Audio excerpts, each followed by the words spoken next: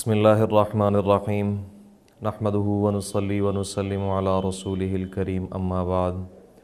फ़अऊज़ु बिल्लाहि मिनश्शैतानिर्रजीम व अम्मा मन ख़ाफ़ मक़ाम रब्बिही व नहन नफ्स अनिल हवा फ़इन्नल जन्नत हियल मअवा व क़ाल तआला व लिमन ख़ाफ़ मक़ाम रब्बिही जन्नतान सदक़ल्लाहुल अज़ीम। मुअज़्ज़ज़ नाज़रीन किराम अस्सलामु अलैकुम व रहमतुल्लाह। आज की हमारी इस गुफ्तगू का उन्वान है खौफ खुदा। अल्लाह रब्बुल इज़्ज़त का डर दिल के अंदर होना क्यों ज़रूरी है। ये जो मैं और आप सुनते हैं कि खौफ खुदा, इसका माना क्या है, इसका मतलब क्या है और ये चीज़ क्यों ज़रूरी है, इस कैफ़ियत का होना किसी फ़र्द के अंदर, किसी मुआशरे के अंदर ये क्यों ज़रूरी होता है, इस हवाले से कुछ थोड़ी सी गुफ्तगू आप हज़रात के सामने अर्ज़ करनी है। सबसे पहली बात यह है कि खौफ किसको कहा जाता है। खौफ कहते हैं अल्लाह रब्बुल इज़्ज़त का वो डर इंसान को नसीब हो जाए कि जिसके बाद इंसान कमियों कोताहियों से और मासियत के कामों से, नाफरमानी वाले मामलात से बच जाए। ये बात सोच कर के मैंने अपने रब के सामने जाना है, मैंने अपने रब का सामना करना है और जो कौलो फ़ेल मुझसे सादिर होंगे इन सारे अफ़आल व अक़वाल का मैंने जवाब देना है। इस कैफ़ियत का नाम उसको खौफ कहा जाता है, ये खौफ खुदा कहलाता है। उलमाए किराम ने इस हवाले से बड़ी तफसील बयान की है, बहुत सारी तफासील इस हवाले से मिलती हैं कि किस मौके के ऊपर कौन सी कैफ़ियत इंसान के ऊपर होनी चाहिए, खौफ किस वक़्त होना चाहिए। इसके साथ साथ एक बात का समझना और भी ज़रूरी है, बहैसियत मुसलमान हम लोग अल्लाह रब्बुल इज़्ज़त से उम्मीद भी लगा कर रखते हैं। हमारी तालीमात ये भी हैं कि अल्लाह रब्बुल इज़्ज़त की ज़ात गिरामी पर इंसान को उम्मीद भी हो कि मेरा रब मुझसे दरगुज़र का मामला करेगा, मेरा रब गफ़ूरुर रहीम है, मेरा रब मेरे साथ आफ़ियत और सहूलत का फ़ैसला फ़रमाएंगे, रहम का मामला फ़रमाएंगे, शफ़क़त का मामला फ़रमाएंगे। ये दोनों चीज़ें हमारी शरीयत की तालीमात हैं कि इंसान गुनाह के वक़्त पर उस पर खौफ तारी हो कि मैं ये काम करूँगा तो मुझे इसका जवाब देना पड़ेगा, और सारे के सारे नेक अमाल करने के बाद या और किस्म के अगर गुनाह इंसान से सादिर होते हैं, कोई मामलात ऐसे सादिर होते हैं कि जो अल्लाह रब्बुल इज़्ज़त के रज़ा वाले नहीं हैं, तो उस मौके पर उसके बाद इंसान जब तौबा करता है, मुआफ़ी मांगता है, तो उसके बाद उसको उम्मीद लगती है कि मेरा रब मेरे इन गुनाहों को मुआफ़ करेगा। ये उम्मीद और खौफ, ये दोनों चीज़ें ईमान का हिस्सा हैं। इसीलिए कहा जाता है अल ईमानु बैनल खौफ़ वर रजा, कि ईमान खौफ और उम्मीद दोनों के दरमियान का जो रास्ता है उसका नाम ईमान है। कि इंसान पर कभी खौफ गालिब होता है, कभी इंसान के ऊपर जो है वो उम्मीद उसको नज़र आती है, कभी वो उम्मीद के सहारे इस रास्ते पर चलता है, कभी जो है वो डर डर के इस रास्ते के ऊपर चलता है। अब किस मौके के ऊपर खौफ से काम लेना है, किस मौके पर उम्मीद रखनी है, इमाम गज़ाली रहिमहुल्लाह ने बड़े उम्दा उसलूब में ये बात समझाई है। 3 जुमलों के अंदर बात समझा दी। पहला जुमला ये इरशाद फरमाया कि जिस वक़्त इंसान जवान हो उस वक़्त उसके ऊपर खौफ का गलबा होना चाहिए, उस वक़्त उसके ऊपर डर होना चाहिए कि मैं ये जो काम करने जा रहा हूँ, मैं जो ये काम करूँगा इसका क्या फ़ायदा होगा, क्या नुकसान होगा। खुदा ना खास्ता अगर ये अल्लाह की नाफरमानी वाला काम है तो फिर अल्लाह मुझसे इसका सवाल करेंगे, अल्लाह मुझसे इसका जो है वो जवाब तलब करेंगे। तो जवानी के आलम के ऊपर के अंदर इंसान के ऊपर जो है वो खौफ का गलबा होना चाहिए। इमाम गज़ाली रहिमहुल्लाह फरमाते हैं कि जवानी में इंसान पर खौफ गालिब होना चाहिए, और जब बुढ़ापा आ जाए, अब इंसान कर कुछ नहीं सकता है, तो उस वक़्त उसको अल्लाह रब्बुल इज़्ज़त से उम्मीद लगानी चाहिए कि या अल्लाह तेरे बंदे हैं, जैसा भी मामला हो गया अब आपके पास आना है, हम जितनी भी कमियां कोताहियां कर ली अब आपकी रहमत से हमें उम्मीद है। तो बहरहाल खुलासा ये हुआ कि जवानी के आलम के अंदर इंसान पर खौफ होना चाहिए ताकि नफ्स के ऊपर चोट लगे, इंसान अपने नफ्स को तोड़े, गुनाहों के रास्ते से बचने की कोशिश करे, और जब बुढ़ापा आए तो उसके ऊपर उस वक़्त उम्मीद गालिब होनी चाहिए। इसके साथ इरशाद फरमाया कि जब इंसान सेहतमंद हो, सेहत की हालत के अंदर हो, सेहत का आलम हो, शबाब हो, कोई बीमारी नहीं है, कोई दिक्कत नहीं है, اس عالم کے اس کیفیت کے اندر، جوانی کی کیفیت کے اندر، صحت کی کیفیت کے اندر انسان کے اوپر اللہ رب العزت کا خوف ہونا چاہیے کہ کہیں میں صحت مند ہونے کی کیفیت میں کہیں کوئی نقصان نہ کر بیٹھوں۔ وہاں پر اس کو اپنی صحت والا عالم جو ہے، جو صحت والی حالت ہے، اس صحت والی حالت کے اندر اس کو ڈر ڈر کے جو ہے وہ وقت گزارنا ہے کہ کہیں میرے سے کوئی ایسا معاملہ سرزد نہ ہو جائے جو میری پکڑ کا باعث بن جائے۔ اور جس وقت انسان بیمار ہو تو بیماری کے عالم میں امام غزالی رحمہ اللہ فرماتے ہیں کہ جب بیمار ہو تو تب اب اللہ کی رحمت سے امید لگا کر کے بیٹھ جائے۔ اسی طرح فرمایا کہ جس وقت انسان خوشی کے عالم کے اندر ہو، جب انسان کو کوئی خوشی میسر آ جائے، خوشی کی کیفیت اور حالت میں ہے، تو اس وقت اس کو چاہیے کہ وہ اپنے رب کا خوف اپنے اوپر غالب رکھے، اپنے رب سے ڈرتا رہے۔ کہیں ایسا نہ ہو کہ خوشی کے عالم کے اندر کسی ایسے کام کے اندر وہ ملوث ہو جائے، خوشی کے اظہار کے لیے یا خوشی کو جو ہے وہ منانے کے لیے، اس کو سیلیبریٹ کرنے کے لیے ایسے طریقے کے اوپر نہ چل پڑے کہ جو طریقہ اور راستہ اللہ رب العزت کی نافرمانی کا راستہ ہو۔ تو اس لیے فرمایا کہ جب خوشی کا عالم ہو تو اس پر اللہ کا خوف غالب ہونا چاہیے، تاکہ انسان ممنوعات جو ہیں، جو نہ کرنے کے کام ہیں، ان کے اندر نہ چلا جائے۔ جب انسان ڈرتا ہے کسی بات سے، جب انسان کے اوپر خوف طاری ہوگا تو ضروری سی بات ہے کہ وہ غلط راستے پر چلنے سے اجتناب کرے گا۔ اور ارشاد فرمایا امام غزالی رحمہ اللہ نے کہ جس وقت انسان پر غموں کا جو ہے وہ پہاڑ ٹوٹ رہا ہو، جب انسان غم کی کیفیت کے اندر ہو، پریشانی کے عالم کے اندر ہو، تو یہ وہ کیفیت ہے کہ اب اس کو اپنے رب کی رحمت کی امید رکھنی چاہیے۔ ہم لوگوں نے جو معاملات غلط کر دیے، ہمارے اندر ایک بے خوفی کا ایک مادہ سا پیدا ہو چکا کہ ہم لوگ ہر خوشی کے معاملے کے اندر بالکل بے خوف ہو گئے۔ خوشی منانی ہے تو بالکل بے خوف ہو گئے کہ بھئی جیسے یہ زندگی کی خوشی ہے، بس اس کو جس طرح چاہیں گے ویسے منا لیں گے۔ یہ طریقہ غلط ہے۔ اسی طرح صحت ہے، اس صحت کو میں اور آپ جہاں جی چاہ رہا استعمال کر رہے، ایک بے خوفی کی زندگی گزار رہے، اور ایک جو ہے وہ بغیر کسی ڈر اور خوف کے ہم اپنی صحت کو، اپنی جوانی کو، اپنے خوشی کے لمحات کو گزار رہے۔ اللہ رب العزت کن کاموں سے ناراض ہوتے ہیں، کن کاموں سے راضی ہوتے ہیں، ان باتوں کو ہم لوگ جب پسے پشت ڈال دیتے ہیں تو تباہی کے راستے کے اوپر، بگاڑ کے راستے کے اوپر یہ ہمارا آپ کا پہلا قدم ہو جاتا ہے۔ دنیا کے جتنے بھی بسنے والی قومیں ہیں، دنیا کے اندر اقوام ہیں، تہذیبیں ہیں، ممالک ہیں، جہاں کہیں پر بھی دنیا بستی ہے، لوگ ہیں، افراد ہیں، وہاں پر اگر بگاڑ آتا ہے تو اس بگاڑ کی من جملہ وجوہات میں سے ایک بنیادی وجہ یہ بھی ہے کہ یہ بے خوفی، کہ جب انسان کے اندر خوف نہیں رہتا، ڈر نہیں رہتا کہ میں یہ کام کروں گا تو اس پر میری پکڑ ہوگی، میں یہ کام کروں گا اس کا مجھے جواب دہ ہونا پڑے گا، جب یہ کیفیت انسان کے اندر رچ بس جاتی ہے تو اس کے بعد انسان غلط ڈگر کے اوپر چلتا چلا جاتا ہے، اور غلط ڈگر پر چلنے کے باوجود اس کو احساس تک نہیں ہوتا کہ نہ جانے میرا انجام کیا ہوگا۔ اس کیفیت سے وہ بالکل جو ہے وہ خالی ہو جاتا ہے، اور وہ بالکل جیسے جی چاہتا ہے ویسے زندگی گزارتا ہے۔ یاد رکھنے کی بات ہے، مومن اور مسلمان آدمی وہ بے خوفی کی زندگی نہیں گزارتا ہے، اس کا عقیدہ ہوتا ہے، اس کا ایمان ہوتا ہے کہ میں نے مرنے کے بعد رب کے سامنے حاضر ہونا ہے، جزا سزا کا ایک معاملہ ہمارے رب نے رکھا ہے، ہم نے اپنے رب کو ہر اپنے قول و فعل کا جو ہے وہ حساب دینا ہے۔ اور جب یہ کیفیت انسان کے اوپر رہے گی تو بگاڑ والے راستے کے اوپر چلنے کا پھر سوال ہی پیدا نہیں ہوتا ہے۔ یہی وجہ ہے کہ جب انسان کے اندر یہ بے خوفی کا مادہ یہ غالب آ جاتا ہے، انسان کو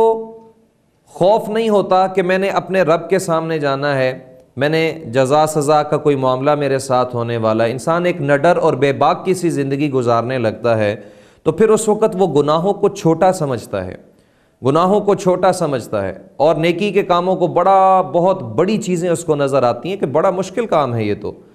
حالانکہ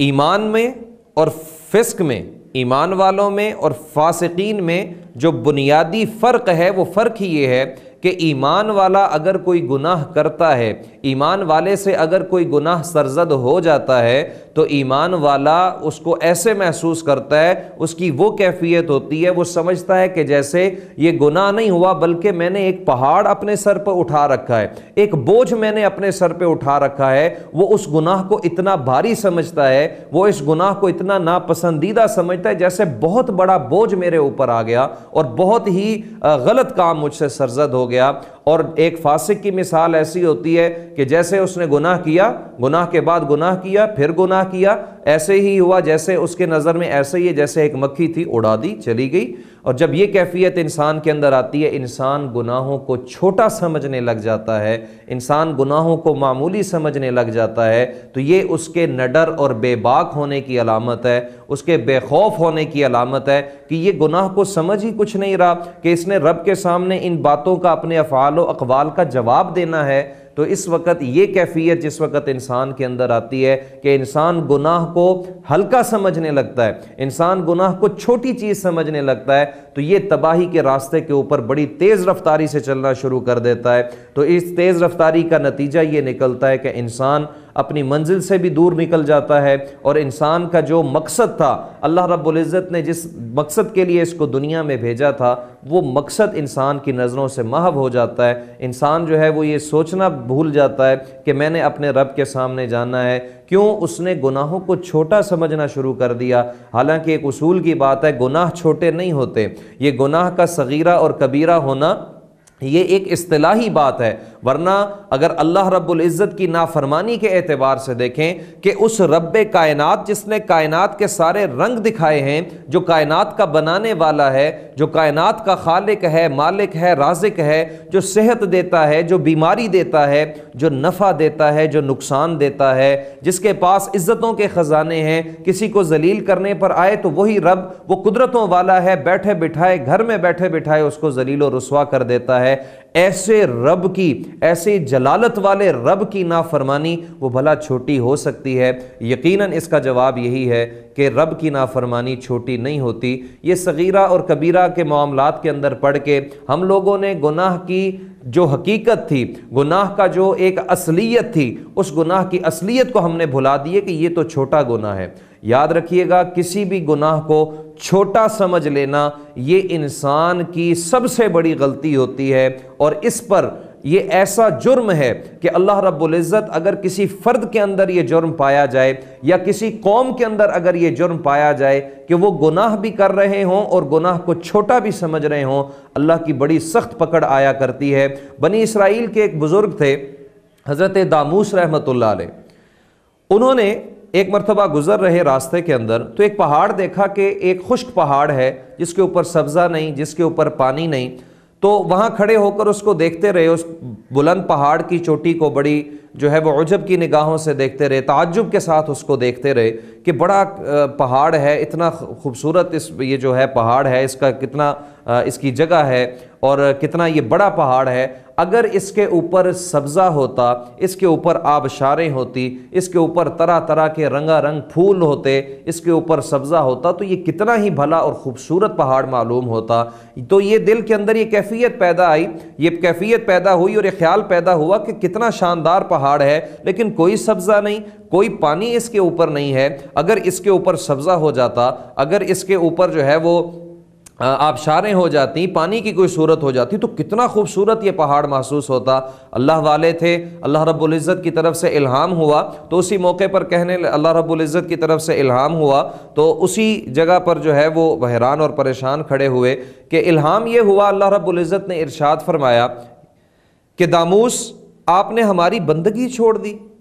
آپ نے ہماری بندگی والا کام چھوڑ کر کے آپ نے ہمارے مشیر بن گئے، آپ ہمیں اب مشورہ دینے لگے کہ کس پہاڑ کو کیسا ہونا چاہیے، کس پہاڑ کو کیسا ہونا چاہیے۔ حضرت داموس رحمۃ اللہ علیہ کو فوراً محسوس ہو گیا کہ بڑا غلط خیال میرے ذہن میں آ گیا۔ اب بات معمولی سی تھی، لیکن اللہ والوں کا ایک اسلوب ہوتا ہے، ان کی ایک طرز زندگی ہوتی ہے، وہ کسی بھی بات کو معمولی نہیں سمجھتے، تبھی تو وہ اللہ والے بنتے ہیں۔ وہ معمولی سے معمولی نوعیت کی جو گستاخی ہوتی ہے، جو کوئی نافرمانی ہوتی ہے، جو کوئی کلام ہوتا ہے، کوئی جملہ ہوتا ہے، وہ اس کو بھی بہت بڑا سمجھتے ہیں۔ حضرت داموس رحمۃ اللہ علیہ انہوں نے بھی چنانچہ اس بات کو بڑا عجیب جانا کہ میرے رب نے میرے ساتھ ناراضگی کا معاملہ فرمایا، تو اپنے اوپر ایک قسم ڈال لی کہ میں آج کے بعد جب تک میری توبہ قبول نہیں ہوتی، میری یہ خطا اور لغزش معاف نہیں ہو جاتی، تب تک میں کوئی چیز نہ کھاؤں گا نہ پیوں گا۔ ایک قسم کھا لی اپنے لیے کہ میں جب تک اپنی توبہ کا مجھے یقین نہ ہو جائے کہ میری توبہ قبول ہو گئی ہے، تب تک میں کھانا پینا چھوڑ دوں گا۔ اپنے اوپر بطور سزا کے، سرزنش کے اس بات کو، اس قسم کو لاگو کر لیا۔ چنانچہ ایک دو دن تو اسی انداز میں گزر گئے۔ علاقے کے اندر کوئی ایک تقریب تھی، اس تقریب کے اندر جانا ہوا، ان کو بھی بلوایا گیا۔ حضرت داموس رحمۃ اللہ علیہ اس تقریب کے اندر چلے گئے۔ جب وہاں گئے تو وہاں اب کھانے پینے کا بھی دور چل رہا تھا، تو انہوں نے کہا کہ جی آپ جو ہے وہ نوش فرمائیں۔ تو حضرت داموس رحمۃ اللہ علیہ انہوں نے انکار کیا، ایک دفعہ انکار کیا، دوسری بار انکار کیا، تیسری بار انکار کیا۔ ادھر سے اصرار بڑھتا چلا جا رہا ہے کہ حضرت آپ لیں کھانا کھائیں، اور ادھر سے انکار بڑھتا چلا جا رہا ہے۔ لوگوں میں بھی ایک تشویش پیدا ہوئی کہ یہ کیا معاملہ ہے کہ ہم اتنا کہہ رہے اور یہ کچھ بھی نہیں کھا رہے۔ وقت بھی ایسا ہے کہ نہ تو روزے کا وقت ہے نہ کوئی اور معاملہ ہے، صحت بھی بظاہر ان کی ٹھیک معلوم ہوتی ہے۔ جب بہت زیادہ اصرار کر چکے سارے قبیلے والے، سارے علاقے والے، تو حضرت داموس رحمۃ اللہ علیہ نے یہ بات ان کے سامنے رکھ دی کہ مجھ سے یہ معاملہ ہو گیا، تو میں نے اس وجہ سے اپنے اوپر کھانے پینے کو منع کر رکھا ہے۔ بستی والوں نے جب یہ بات سنی تو بات سننے کے بعد انہوں نے بھی اس بات کو بڑا لائٹ لیا اور بڑا ہلکے انداز میں بات کو اڑایا۔ انہوں نے کہا اچھا کہ یہ بات ہے، آپ نے اتنی معمولی سے گناہ کے اوپر آپ فکر مند ہو رہے ہیں، اچھا چلو جب اللہ کا عذاب آئے گا، اللہ کی پکڑ آئے گی تو ہم دیکھ لیں گے اس کو۔ مطلب یہ ہے، خلاصہ بات کا یہ ہے کہ اس بات کو بہت ہلکا سمجھا، اس بات کو، گناہ کو، جو بظاہر حضرت داموس رحمۃ اللہ علیہ کا ایک جملہ تھا، ایک خیال ذہن میں پیدا ہوا تھا، اس کی تحقیر کی اور اللہ کی نافرمانی کو سمجھا کہ یہ کتنا معمولی کام ہے، آپ اتنے معمولی سے کام کے اوپر پریشان ہیں۔ حضرت داموس رحمۃ اللہ علیہ کو اسی وقت الہام ہوا، اللہ رب العزت نے القاء فرمایا کہ آپ یہاں سے چلے جائیے۔ حضرت داموس رحمۃ اللہ علیہ وہاں سے نکل گئے۔ تاریخ میں آتا ہے کہ اسی وقت اللہ کی پکڑ آئی اور اللہ رب العزت نے اس ساری بستی کو تہس نہس فرما دیا۔ تو بات ہم یہ کر رہے تھے کہ گناہوں کو چھوٹا سمجھنا، وہ کوئی فرد اگر گناہ کو چھوٹا سمجھے گا تو اللہ کی پکڑ کا شکار بنے گا، اگر کوئی قوم کسی گناہ کو چھوٹا سمجھے گی تباہی اس کا مقدر بنے گی۔ میں نے اور آپ نے اپنا جائزہ لینا ہے، کیا ہمارے اندر یہ بے باکی تو نہیں آ چکی؟ کیا ہمارے معاشرے کے اندر یہ بے باکی کا عنصر تو پیدا نہیں ہو چکا؟ کہیں ہم نڈر ہو کر کے زندگی تو نہیں گزارے کہ جو ہوگا دیکھا جائے گا؟ اللہ رب العزت بڑے غفور الرحیم ہیں، وہ جو خوف کی تعلیم میری آپ کی شریعت نے دی تھی، اس کو ہم جائزہ لیں کہ کیا وہ خوف کی کیفیت معاشرے کے اندر نظر آ رہی ہے کہ نظر نہیں آ رہی ہے، اور یقیناً اس کا جواب یہی نظر آئے گا کہ یہ معاملہ انتہائی یعنی کمی کی طرف چلا گیا ہے۔ چند لوگ شاید آپ شمار کر سکیں جو خوف کی کیفیت کے ساتھ زندگی گزارتے ہیں، جو اس استحضار کے ساتھ زندگی گزارتے ہیں کہ ہم نے رب کے سامنے جواب دہ ہونا ہے، ہم نے اپنے رب کا سامنا کرنا ہے، ہم نے اپنے کیے ہوئے اعمال کا حساب اپنے رب کو دینا ہے۔ اور یہ جتنا بگاڑ ہمارے معاشرے کے اندر آج نظر آتا ہے، یہ سارے کا سارا نتیجہ اسی بے باکی، اسی گناہوں کے اوپر جرت کرنے اور اسی اللہ رب العزت کے خوف سے خالی ہو جانے کی وجہ سے ہے۔ اللہ رب العزت سے ان چیزوں کو مانگنا ہے۔ نبی علیہ الصلاۃ والسلام کی ایک نہایت عمدہ تعلیم ہے، آپ صلی اللہ علیہ وسلم نے ایک دعا مانگی ہے، اور دعا مانگ کر کے اس امت کو سبق دیا ہے کہ یہ چیزیں بھی اللہ سے مانگنے والی ہیں۔ ارشاد فرمایا اللہم انی اسألک من خشیتک ما تحول به بینی و بین معصیتی، اے اللہ میں تجھ سے تیرا ایسا ڈر مانگتا ہوں جو راہ میں رکاوٹ بن جائے میرے اور میرے گناہوں کے، یعنی میرے اور میرے گناہوں کے درمیان میں آڑ بن جائے، ایسے ڈر کا سوال میں آپ سے کرتا ہوں، ایسے ڈر کی اور ایسے خوف کی التجا میں آپ سے کرتا ہوں۔ میرے آپ کے لیے تعلیم ہے اس بات کے اندر کہ اللہ رب العزت کا خوف اللہ سے مانگنا ہے، اپنے اندر اس خوف کو پیدا کرنا ہے، اور جب انسان خوف کو دل میں لے کر کے، رب کے اس ڈر کو دل میں لے کر کے زندگی گزارتا ہے تو پھر اس کی نگاہیں غلط طرف نہیں جاتی ہیں، پھر اس کا ہاتھ ظلم کی طرف نہیں اٹھتا ہے، پھر اس کے قدم غلط راہ کی طرف نہیں چلتے ہیں۔ اللہ رب العزت کی معرفت اس کو ہر وقت نصیب ہوتی ہے، اللہ کی ذات کا استحضار اس کو ہر وقت نصیب ہوتا ہے، اور جب یہ کیفیت نصیب ہو جاتی ہے تو پھر گناہ کے راستے کے اوپر چلنا، پھر اللہ کی نافرمانی کے راستے کے اوپر چلنا، پھر معصیت والے کانٹوں والے راستے کے اوپر چلنا، یہ انسان کو گوارا نہیں ہوا کرتا ہے۔ اس کی ایک بہت اہم مثال، ایک اللہ والے کے پاس ایک آدمی، ایک عام شخص چلا گیا اور جا کر کے شکایت کرنے لگا کہ حضرت بات یہ ہے کہ بازار میں میرا آنا جانا ہوتا ہے، وہاں پر طرح طرح کے لوگ ہوتے ہیں، وہاں پر خواتین بھی ہوتی ہیں، تو وہاں پر نامحرموں کے چہروں کی طرف میری نظر اٹھ جاتی ہے، میں کیا کروں، میں بڑا پریشان ہوں، مجھ سے یہ معاملہ سنبھل نہیں رہا، یہ معاملہ حل نہیں ہو رہا کہ کیسے میں اپنی نگاہوں کی حفاظت کروں، کیسے میں اپنے کانوں کی حفاظت کروں۔ یہی سوالات ہمارے آج کے جوان کے، ہماری آج کی جنریشن کے بھی ہیں کہ جی معاشرہ اتنا بگڑ چکا کہ حالات اتنے بگڑ چکے ہیں کہ ہم کیسے اپنے کانوں کی حفاظت کریں، انٹرنیٹ ہمارے سامنے ہے، کیسے اپنی نگاہوں کی حفاظت کریں، گانے باجے کے آلات اور موسیقیاں ہر جگہ پر عام ہیں، ہم کیسے اپنے کانوں کی حفاظت کریں، ہم کیسے اپنی نگاہوں کی حفاظت کریں، ہم کیسے اپنی شرمگاہوں کی حفاظت کریں، یہ سب کچھ تو اتنا وافر اور عام ہوتا چلا جا رہا ہے۔ تو ان اللہ والے اس سے بھی یہی سوال کیا انہوں نے، اور جو جواب یہاں پر آئے گا وہی جواب ہماری آج کی نوجوان نسل کے لیے بھی ہے، میرے لیے بھی ہے، ساری امت مسلمہ کے لیے یہی ایک جواب ہے کہ ہم گناہوں سے کیسے بچ سکتے ہیں۔ ان اللہ والے نے اس آدمی سے کہا اچھا آپ کا یہ معاملہ حل کر دیتے ہیں، کوئی ایسی بڑی بات نہیں۔ انہوں نے اس کو ایک دودھ کا پیالہ تھمایا اور لبالب بھر کے تھمانے کے بعد اس کو کہا کہ یہ پیالہ لے کر کے آپ نے اس روڈ پر سے گزرنا ہے، بازار کے اندر سے گزر کے آپ نے دوسری طرف جانا ہے، لیکن خیال رہے کہ دودھ کا ایک قطرہ بھی نیچے نہ گرے، مشروب کا ایک قطرہ بھی نیچے نہ گرے۔ اس کی وجہ یہ ہے کہ اگر یہ ایک قطرہ بھی نیچے گرا تو ایک اور آدمی کو ساتھ مقرر فرما دیا کہ یہ آدمی آپ کو سرے عام ذلیل و رسوا کرے گا، آپ کو جوتے لگائے گا، آپ کی جو ہے وہ پٹائی کرے گا بازار کے اندر، لیکن آپ نے گزرنا یہاں سے ضروری ہے۔ تو اس آدمی نے کہا اچھا ٹھیک ہے کر لیتے ہیں۔ اب پیالہ جو ہی ہاتھ میں اٹھایا تو ہاتھ میں پیالہ اٹھا کر کے چلنا شروع کیا۔ اب بڑی احتیاط کے ساتھ، ہم خود سمجھ سکتے ہیں کہ جس کو پتا ہو کہ بھئی مجھے جوتے پڑیں گے اور ساری انسانیت کے سامنے، سارے لوگوں کے سامنے ایسا معاملہ ہوگا، تو انسان کس احتیاط کے ساتھ، کتنی جو ہے وہ محتاط طریقے سے انسان کی چال ہوگی، اور کتنا جو ہے وہ کانشیس ہو کے، کتنا احساس کا ثبوت دیتے ہوئے وہ چلے گا، اسی انداز سے وہ نوجوان ایسے پیالہ لبالب بھرا ہوا چلتا گیا۔ اب اس کو فکر ہے کہ جہاں ذرا سا گرا تو پیچھے سے مجھے جو ہے وہ پٹائی ہوگی، لوگوں کے سامنے ذلت ہوگی، اور اسی انداز سے وہ پورا بازار کراس کر گیا۔ وہاں پہنچا تو بڑا خوش ہوا، واپس جس وقت اللہ والوں کے پاس آیا، ان بزرگ کے پاس، ان کو آ کر کے کہنے لگا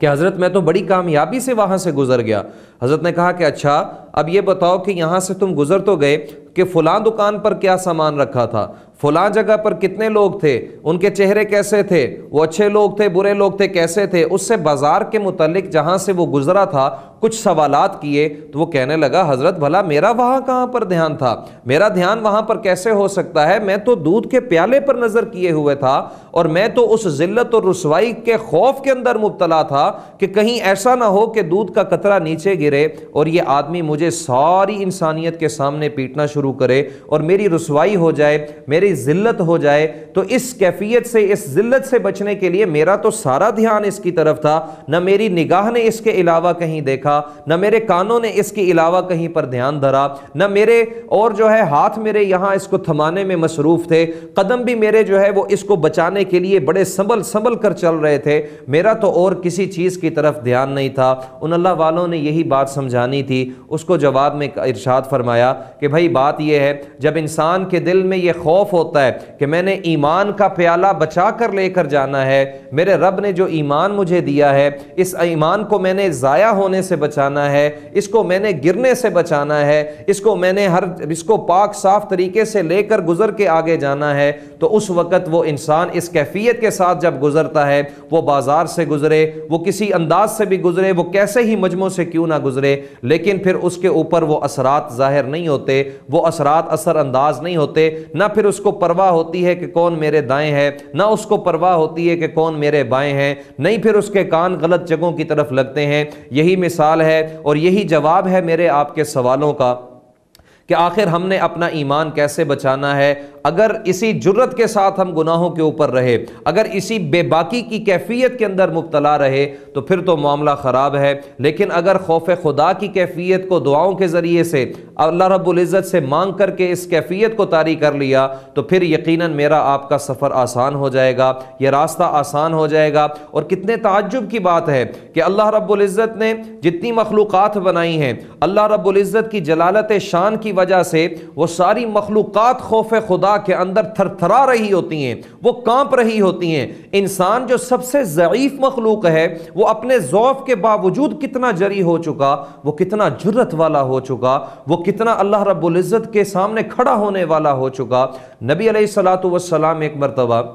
معراج کے سفر کے اندر جب تشریف لے جا رہے تھے تو معراج کے سفر کے اندر ایک مقام ایسا آیا، حدیث میں آتا ہے کہ وہاں پر فرشتوں کو دیکھا کہ فرشتوں کی ایک جماعت ہے اور وہ فرشتوں کی جماعت مستقل سجدے کے اندر ہے، اور وہ سجدے اتنے بڑے بڑے فرشتے ہیں کہ سجدے کے اندر ہونے کی وجہ سے ان کے کندھوں کے درمیان کا فاصلہ ہے وہ کئی میل کا فاصلہ ہے، اتنے بڑے فرشتے، اور وہ سارے کے سارے فرشتے سرب سجود ہیں، اللہ رب العزت کی عبادت کے اندر لگے ہوئے ہیں۔ عاجزی اور انکساری کی کیفیت ہوتی ہے سجدہ، یعنی ایک فرشتے اوپر سے عاجزی اور انکساری کی کیفیت کے اندر ہیں، اور لیکن وہاں پر بھی عجیب قسم کی آواز پیدا ہو رہی، تھرتھراہٹ کی آواز پیدا ہو رہی۔ نبی علیہ الصلوۃ والسلام نے حضرت جبرائیل امین سے سوال کیا کہ یہ آواز کس بات کی ہے اور یہ فرشتوں کا یہ کیا ماجرا ہے، یہ کیا معاملہ ہے؟ حضرت جبرائیل امین نے ارشاد فرمایا کہ یہ فرشتے جب سے پیدا ہوئے ہیں اللہ رب العزت کے ہاں سجدے کے اندر یہ موجود ہیں، انہوں نے کوئی اور کام کبھی نہیں کیا ہے۔ فرشتہ ویسے ہی معصوم ہوتا ہے، پھر اس فرشتے کی تخلیق کے بعد اس کو لگا بھی سجدے کے اندر دیا گیا ہے، مستقل سجدے کے اندر رہنے والا فرشتہ، ایک ہو فرشتہ اوپر سے سجدے کی کیفیت کے اندر ہو، پھر بھی اس کے ہاتھ پاؤں کانپ رہے ہوں، تھرتھراہٹ کی آواز پیدا ہو رہی ہو، یہ میرے اور آپ کے لیے بڑی سمجھنے کی بات ہے۔ اللہ ہمیں اس کی حقیقت نصیب فرمائے۔ تو بہرحال حضرت جبرائیل امین نے ارشاد فرمایا کہ یہ فرشتے ہیں، ان کی تخلیق جب سے ہوئی ہے تب سے انہوں نے کوئی اور کام نہیں کیا ہے، یہ اللہ کے ہاں سرب سجود ہیں، یہ ہر وقت اللہ کی تسبیح بیان کرتے رہتے ہیں اسی سجدے کی حالت کے اندر۔ ہاں، یہ جو آواز آپ کو آ رہی ہے یہ اللہ کی جلالت شان کی وجہ سے ان کے جسم اور بدن تھر تھرا رہے ہیں، اس تھر تھراہٹ کی آواز جو ہے وہ آپ نے محسوس کر لی اور آپ سن رہے ہیں، تو یہ اللہ کے فرشتے بھی اللہ کے خوف کی وجہ سے تھر تھراتے رہتے ہیں۔ سیدنا جبرائیل امین سے ایک مرتبہ نبی علیہ الصلوۃ والسلام نے پوچھا کہ کیا آپ کو بھی میری رحمت، میں رحمت للعالمین تمام جہانوں کے لیے رحمت بنا کر کے بھیجا گیا ہوں، کیا میری رحمت کا کچھ حصہ آپ کو بھی نصیب ہوا ہے، آپ کو بھی ملا ہے؟ تو حضرت جبرائیل امین ارشاد فرمانے لگے کہ اللہ کے نبی صلی اللہ علیہ وسلم یقیناً ملا ہے۔ آپ صلی اللہ علیہ وسلم نے پوچھا کہ اچھا کیا ملا میری رحمت میں سے تمہیں؟ تو ارشاد فرمانے لگے کہ بات یہ ہے کہ جب تک اِنَّهُ لَقَوْلُ رَسُولٍ کریم ذِی قُوَّةٍ عِنْدَ ذِی الْعَرْشِ مَکِین، یہ والی آیات نازل نہیں ہوئی تھی، تب تک میں بھی بڑا پریشان رہتا تھا، غمگین رہتا تھا کہ بڑے بڑے مجھ سے زیادہ عبادت کرنے والے، شیطان کی مثال سامنے تھی، اور بڑوں کا انجام میں نے اپنے سامنے دیکھا ہے کہ زندگیاں ان کی ساری کیسی کی کیسی گزری ہیں، لیکن پھر بھی ان کا انجام اچھا نہیں ہوا، تو میں بھی اپنے انجام کو سوچ کر فکر مند رہتا تھا، پریشان رہتا تھا۔ ان آیات کے اترنے کے بعد سے اب تھوڑا سا آسرا ہوتا ہے کہ اللہ رب العزت نے مجھے آپ کے لیے قبول کیا ہے، اس اہم فریضے کے لیے مجھے قبول کیا، میرے لیے تعریفی کلمات قرآن پاک کے اندر گئے، تھوڑی سی امید اب لگی ہے۔ سوچنے کی بات ہے، ہمارے تو پلے بھی کچھ نہیں ہے، ہم پھر بھی نہ ڈر اور بے باکی کی زندگی گزار رہے۔ جبرائیل امین جیسا عظیم الشان فرشتہ وہ بھی اپنے انجام کی فکر رکھتا ہے، وہ بھی اپنے خاتمے اور اپنے آخر کے فکر کے اندر مبتلا ہے، غم کے اندر مبتلا ہے کہ نہ جانے کیا بنے گا۔ میرے آپ کے تو پلے بھی کچھ نہیں، ہم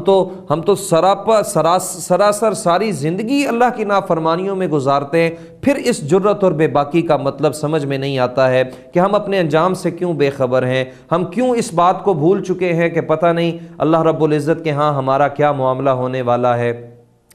اور یہ چیز ایسی ہے، یہ خوف ایسی چیز ہے کہ اللہ رب العزت اس کے ذریعے سے بہت سارے جو ہے وہ رحمت کے دروازے کھولتے ہیں انسان کے اوپر. جو انسان اللہ سے ڈر ڈر کے زندگی گزارتا ہے اللہ رب العزت اس پر رحمت کی نظر کرتے ہیں. اور ہم اپنے اسلاف کے اگر واقعات دیکھیں، فرشتے تو فرشتے ہیں. حضرت ام المؤمنین حضرت عائشہ رضی اللہ تعالی عنہا، ان کے بارے میں آتا ہے ایک مرتبہ ایک آیت مبارکہ رات کو پڑھنے لگیں، وَبَدَا لَهُم مِّنَ اللَّهِ مَا لَمْ يَكُونُوا يَحْتَسِبُونَ. یہ آیت کفار کے بارے میں ہے کہ اللہ رب العزت کی طرف سے ان کے سامنے ایک ایسا معاملہ پیش آنے والا ہے کہ جس کا وہ گمان بھی نہیں رکھتے ہیں، ان کو پتہ بھی نہیں چلے گا. ایک ایسا معاملہ ان کے سامنے آنے والا ہے قیامت کی شکل میں، حشر کی شکل میں، اور ان کے سوال جواب کو ہونے کی شکل میں. اب یہ کفار کے بارے میں آیت تھی. حضرت عائشہ رضی اللہ تعالی عنہا اس آیت مبارکہ کی تلاوت کی، اور روایات میں آتا ہے کہ صبح تک روتی رہیں، صبح تک روتی رہیں. اس انداز کا خوف خدا کہ جن کے بارے میں اللہ نے دنیا کے اندر اعلان فرما رکھا تھا کہ اللہ تو ان سے راضی ہو چکا ہے. حضرت عمر فاروق رضی اللہ تعالیٰ عنہ، ایک مرتبہ ان کے سامنے پانی مانگا انہوں نے، تو پانی کی بجائے کسی نے سامنے شربت پیش کر دیا، تو شربت کو دیکھ کر زارو قطار رونے لگ گئے، زارو قطار رونے لگ گئے. تو پوچھنے والوں نے پوچھا کہ حضرت کیا بات ہو گئی، آپ نے پانی مانگا تھا، ہم نے شربت دے دیا تو آپ رونا شروع ہو گئے. انہوں نے کہا بات یہ نہیں ہے، مجھے سامنے قرآن کی ایک آیت آ گئی، اذھبتم طیباتکم فی حیاتکم الدنیا واستمتعتم بہا، کہ کہیں اللہ نے میری نیکیوں کا صلہ بھی مجھے، میری اچھائیوں کا بدلہ بھی مجھے دنیا میں تو نہیں دے دیا اور آخرت میں میرا کوئی اجر نہ ہو. اس بات نے، اس خوف نے، اس ڈر نے مجھے رلا دیا کہ یہ جو نعمت مجھے شربت کی شکل میں مل رہی ہے، کیا یہ میری کسی نیکی کا بدلہ تو نہیں ہے اور میں اس کی بجائے آخرت میں محروم ہو جاؤں. یہ کیفیت ہوتی ہے مومن کی، یہ کیفیت ہوتی ہے ایمان والے کی. عمر فاروق رضی اللہ تعالی عنہ جیسا صحابی، وہ اپنے رب کے خوف کے اندر اس کیفیت کے اندر مبتلا ہے. بلکہ ان کے بارے میں آتا ہے کہ اتنا کثرت سے رویا کرتے تھے، اتنا کثرت سے رویا کرتے تھے کہ چہرے مبارک کے اوپر 2 سیاہ لکیریں پڑ چکی تھی زیادہ رونے کی وجہ سے. آنسوؤں نے مستقل اپنا راستہ بنا لیا تھا. یہ کون عمر ہے؟ یہ وہ عمر کہ جس کے بارے میں اللہ کے حبیب صلی اللہ علیہ وسلم ارشاد فرماتے ہیں کہ میرے بعد اگر کوئی نبی ہوتا تو وہ عمر ہوتا. اتنے جلیل القدر صحابی جو ہیں وہ اپنے آخرت کے حوالے سے اتنے پریشان ہیں. میں اور آپ کس ڈگر پہ زندگی گزار رہے ہیں؟ حضرت عبداللہ ابن مبارک رحمہ اللہ مشہور محدث گزرے ہیں، ساری زندگی حدیث پڑھائی، ساری زندگی قرآن پڑھایا، لاکھوں کا مجمع ان کا حدیث پڑھنے کا ہوا کرتا تھا. ان کا جس وقت آخری وقت آنے لگا تو اس وقت ارشاد فرمایا اپنے شاگردوں سے کہ مجھے چارپائی سے اتار کر زمین پر لٹا دیا جائے. تو شاگرد سارے حیران ہوئے کہ حضرت کہ کیا وجہ ہو گئی، کیوں نیچے لٹا دیں؟ انہوں نے اصرار کیا، شاگرد مجبور ہو گئے، اپنے استاد کی بات ماننی تھی، اٹھا کر کے زمین پر لٹا دیا. قربان جائیے. عبداللہ ابن مبارک رحمہ اللہ اپنی داڑھی مبارک کو پکڑ کر زمین پر رگڑنے لگے اور ارشاد فرمانے لگے کہ اللہ عبداللہ ابن مبارک کے بڑھاپے پر رحم فرما دینا. یہ وہ شخص کہ جس نے ساری زندگی حدیث پڑھائی ہے، یہ وہ شخص کہ جس نے ساری زندگی اللہ کا قرآن لوگوں کو سمجھایا ہے، یہ وہ شخصیت کہ جس نے ساری زندگی اللہ کا نام لیا ہے، یہ وہ شخصیت کہ جس نے اپنی ساری زندگی اللہ کے دین کے لیے وقف کی ہے، وہ بھی اللہ کے سامنے حاضر ہونے سے اس کے اوپر بھی خوف کی یہ کیفیت ہے. تو ناظرین کرام،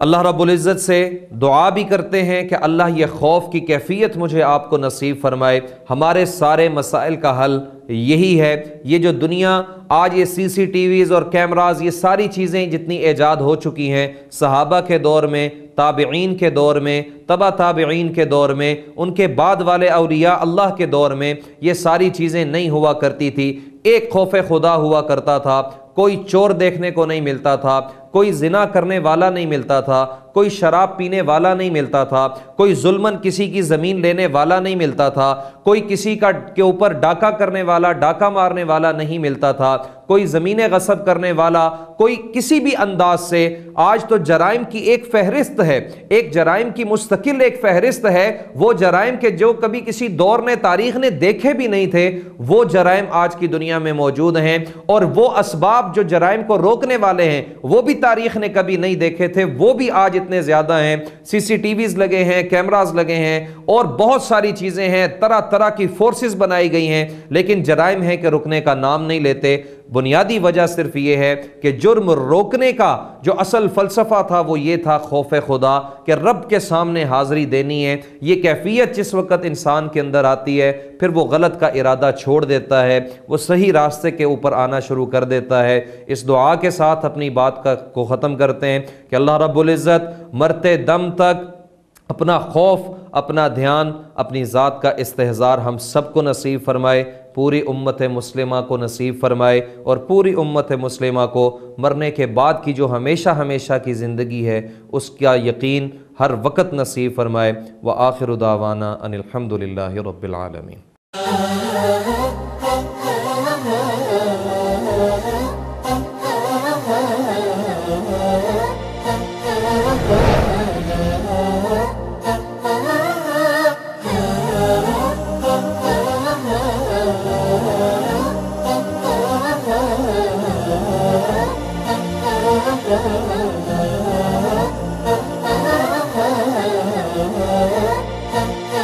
Oh